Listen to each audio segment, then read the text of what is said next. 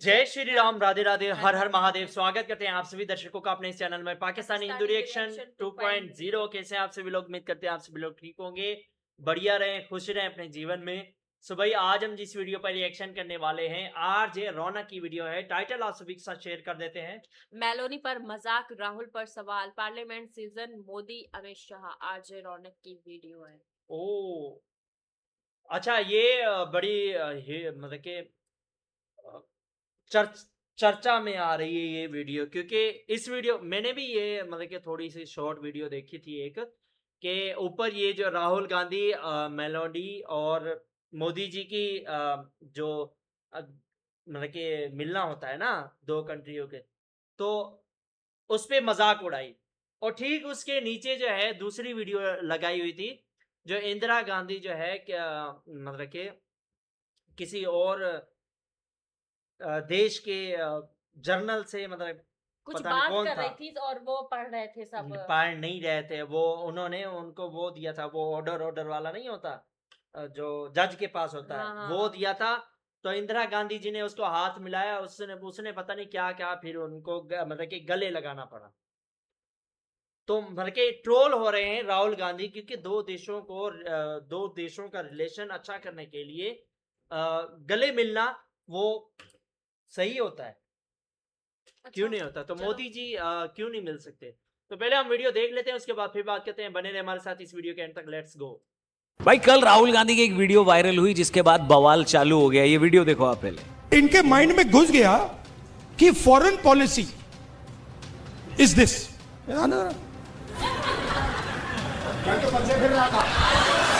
ऐसा सऊदी अरब के दुबई के अब पता नहीं किसने डाला, कहां से घुसा कि भाई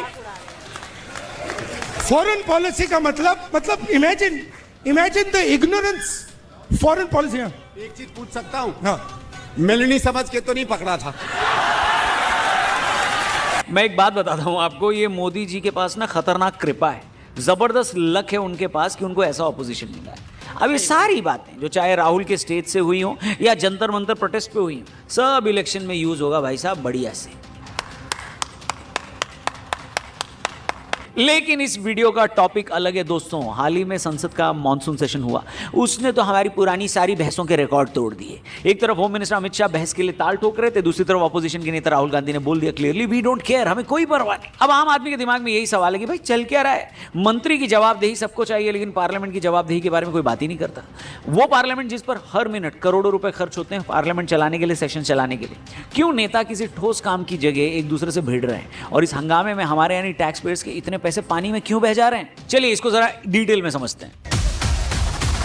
दोस्तों, ऑपोजिशन की डिमांड क्लियर थी। पिछले कुछ समय से नीट के स्टूडेंट्स का जो मुद्दा गरमाया हुआ है, उस पर प्रोटेस्ट और पुलिस की लाठीचार्ज को लेकर ऑपोजिशन सरकार को घेर रहा था। उनका सीधा सवाल था, उन स्टूडेंट्स पर लाठीचार्ज का और पीटने का आदेश उनको किसने दिया?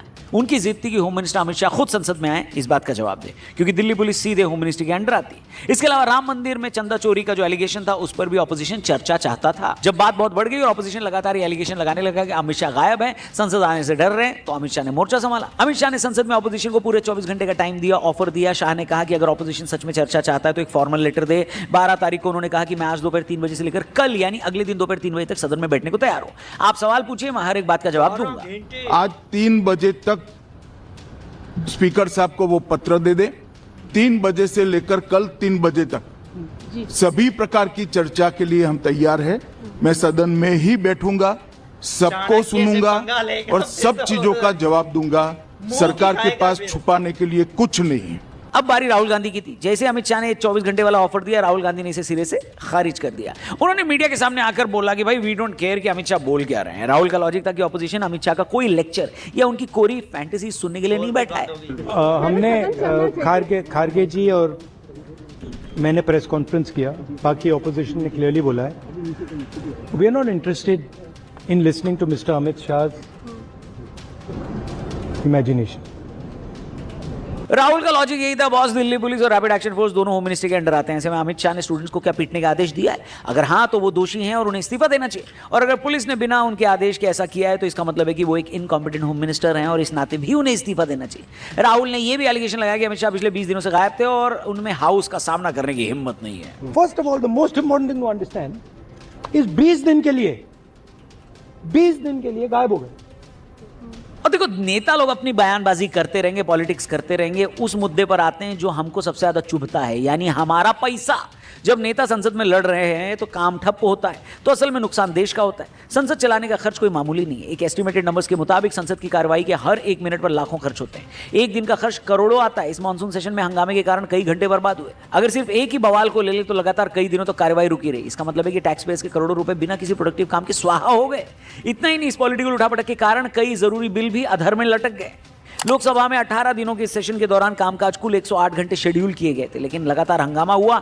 इसकी वजह से लोकसभा ने केवल 19 घंटे 23 मिनट काम किया और कुछ रिपोर्ट्स के अनुसार 17.5 घंटे ही काम हुआ टोटल मिलाकर। सीधे तौर पर देखा जाए तो अकेले लोकसभा के लगभग 89 आवर्स बर्बाद हो गए। कामकाज की प्रोडक्टिविटी गिरकर महज 18 से 19% के आसपास रहेगी।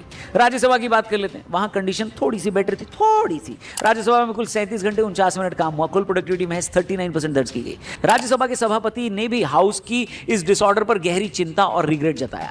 हाउस चलाना कोई सस्ता काम नहीं है दोस्तों। इसमें सांसद के भत्ते, हाई सिक्योरिटी, बिजली, एम्प्लॉइज की सैलरी, पूरे इंफ्रास्ट्रक्चर पर बहुत बड़ा खर्चा होता है। सरकारी आंकड़ों और जानकारों के मुताबिक संसद की एक्टिव आवर्स चलाने का खर्च लगभग 2.5 लाख रुपए पर मिनट आता है। ये अभी का डेटा नहीं है, ये आज से तकरीबन 14 साल पहले का डेटा है। अगर इसे घंटों में बदलें तो संसद चलाने का 1 घंटे का खर्च करीब 1.5 करोड़ रुपए बैठता है। फिर से मैं बता दूं, ये रीसेंट डेटा नहीं है, ये डेटा सालों पुराना है। तो सोचिए आज के टाइम पर यह खर्चा कितना ज्यादा हो गया होगा।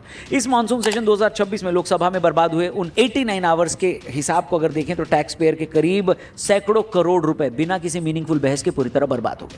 अब इसका कंपैरिजन करें जब देश आजाद हुआ था तब से, और पहली लोकसभा यानी 1952-57 बनी थी, तब हमारे सांसद औसतन साल में 135 दिन 135 डेज संसद में बैठकर कानून बनाते थे। उस वक्त बहस और लंबी चर्चाओं को बहुत इंपॉर्टेंस दी जाती थी। लेकिन आज पीआरएस लेजिस्लेटिव रिसर्च के आधिकारिक ऑफिशियल आंकड़ों के मुताबिक पिछली लोकसभा यानी 2019 से 24 में संसद के काम करने के दिन घटकर एवरेज सिर्फ 55 दिन रह गए। यानी पहले के मुकाबले हमारी संसद अब आधे से भी कम दिन काम कर रही है। वहीं अगर हम स्टेट्स की विधानसभाओं की बात करें तो वहां का हाल और भी बुरा है। वो साल में एवरेज 20 से 30 दिन ही काम कर पाते हैं।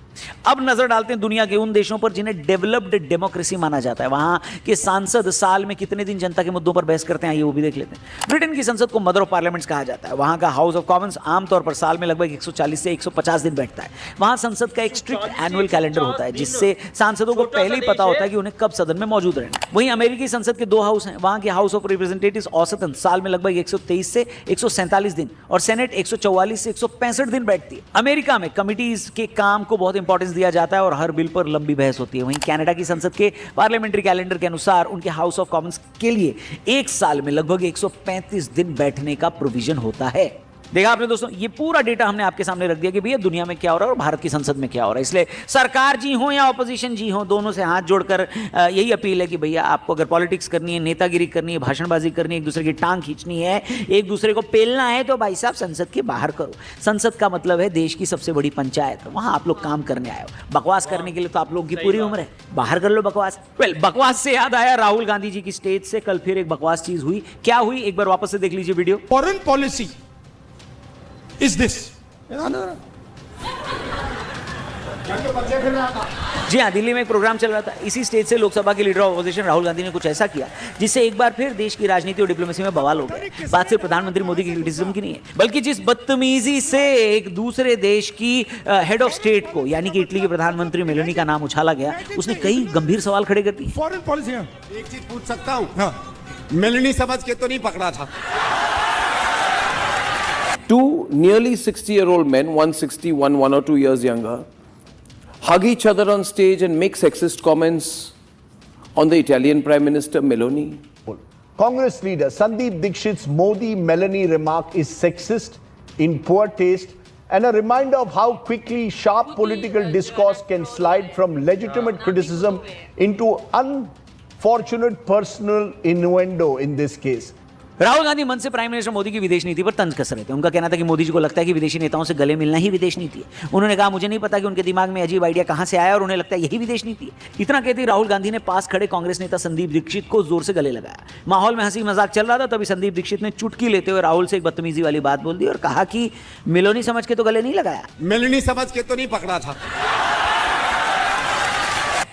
अब एक आम पॉलिटिकल रैली में ये बयानबाजी शायद छिप जाती है, लेकिन राहुल गांधी सिर्फ एक सांसद नहीं है बल्कि बीच में एक वो वीडियो वायरल नहीं हुई थी, मेलोनी वो एक कैंडी थी चॉकलेट वाली, हाँ हाँ वो साथ में मेलोडी वो भी खड़ी हुई थी और चॉकलेट का नाम भी मेलोडी लिखा हुआ था, तो वो बहुत चर्चित रही थी। तो वो उस पे मतलब कि लोगों ने कहा कि ये मोदी जी की गर्लफ्रेंड है, किसी ने क्या कहा, किसी ने क्या कहा, तो वो उस वही बात इसने कह दी। ये देश के लीडर ऑफ ऑपोजिशन है, ये देश के लिए अच्छी बात है या बुरी बात है आप खुद तय करें दोस्तों, लेकिन ये वाला इंसिडेंट और जिस पद पर वो हैं वो एक संवैधानिक पद है। ऐसे में मंच पर इटली के प्रधानमंत्री का नाम इस तरह से एक मजाक या तंज के रूप में घसीटना, वो भी इतनी बेवकूफ़ी से और इतनी घटिया तरीके से डिप्लोमेटिक रूप से एक बहुत ही कच्चा खेल माना जा रहा है। जरा सोचिए अगर इटली की सरकार या खुद प्रधानमंत्री मेलोनी इस बात का संज्ञान लें और पलट कर कोई तीखी प्रतिक्रिया दे दें या डिप्लोमेटिक बैकलैश हो जाए तो इंटरनेशनल स्टेज पर भारत की कितनी किरकिरी होगी। ये इसलिए भी और ज्यादा सोचने वाली बात है कि मेलोनी ने यूएस के प्रेसिडेंट डोनाल्ड ट्रंप तक की छिछोरी हरकत पर जवाब देना छोड़ा नहीं था।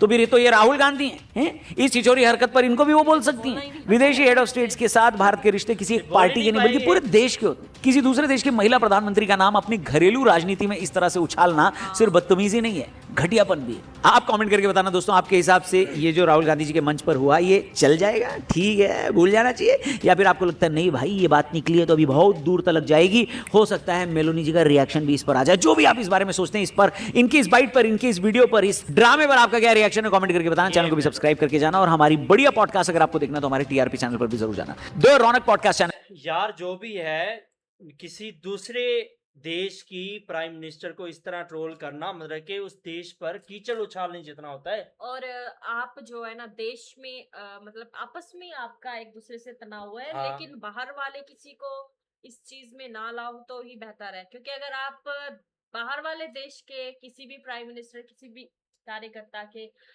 हाथ लग गए ना, फिर आपको मतलब जवाब नहीं अच्छी दे तरीके पाएंगे। से धोया जाएगा ये फिर। राहुल गांधी जवाब ही नहीं दे जवाब ही पाएगा। नहीं दे इन्हें पाएगा। तो खुद मतलब मीडिया वालों के सामने अच्छी तरह बोलना नहीं आता है।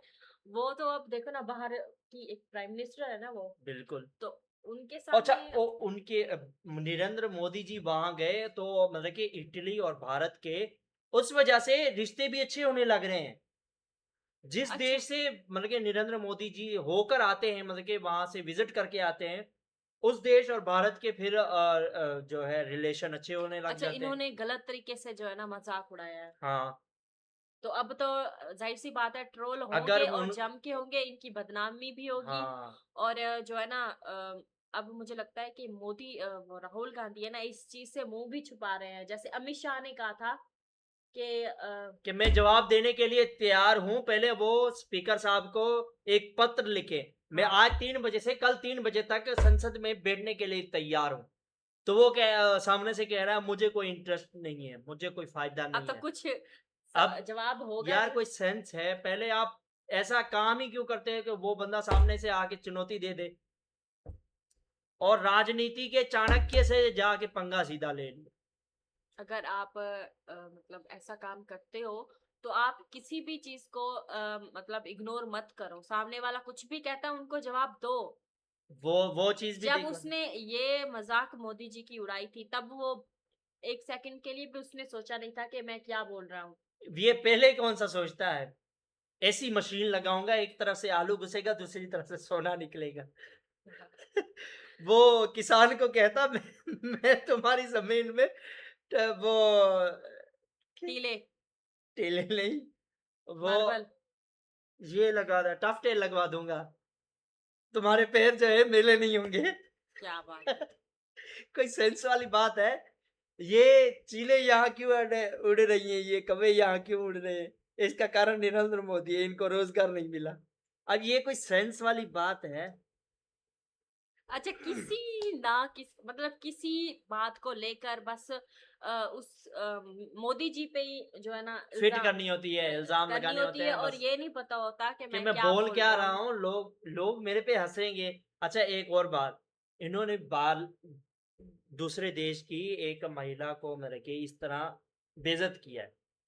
याद है इनसे एक महिला ने इंग्लिश में सवाल पूछा था, 5 मिनट तक इसके मुख से कुछ नहीं निकला, वो ऐसे ही तो बैठा रहा। जब भी मैं इन्हें देखती वो हूँ, कहता है कि उसने पूछ लिया कि मैंने कोई ऐसा सवाल पूछ लिया जो आपको नहीं आता, कि नहीं ऐसी बात नहीं है, तो कि मैं फिर भी इंग्लिश में पूछ लिया इसलिए आपको जवाब देना नहीं आ रहा।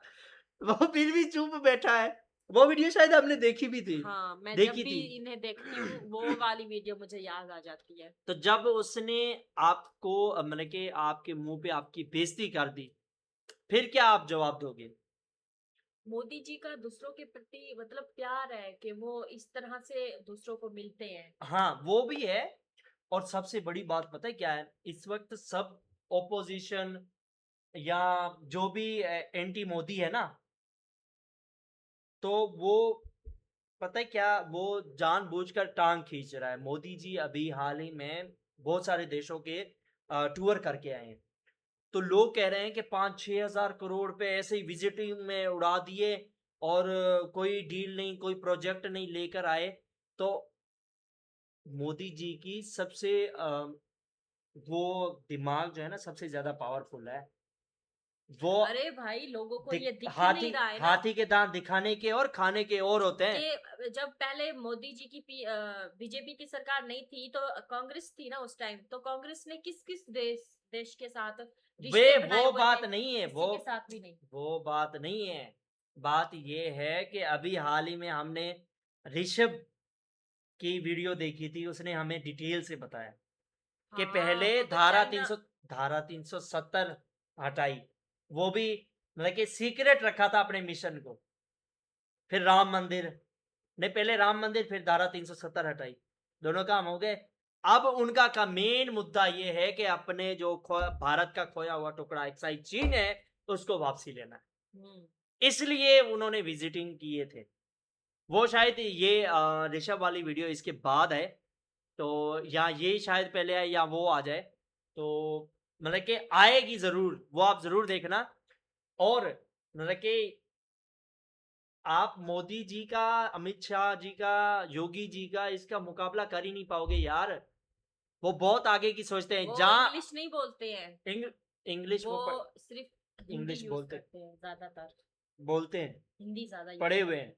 पढ़े हुए तो हैं, मुझे हाँ, पता है, लेकिन वो वो अपनी ज्यादा मातृभाषा को ज्यादा हाँ, अहमियत देते हैं, वही ऐसा मैं बात बोलो। कर रही हूँ। और ऐसी राहुल बोलो। गांधी जो है वो बस इंग्लिश ही जानते हैं। तो इंग्लिश यार, भारत का एक छोटा सा बच्चा है ना, वो भी इंग्लिश जानता है। हम्म। राहुल गांधी क्या चीज है? इंग्लिश को छोड़ो यार।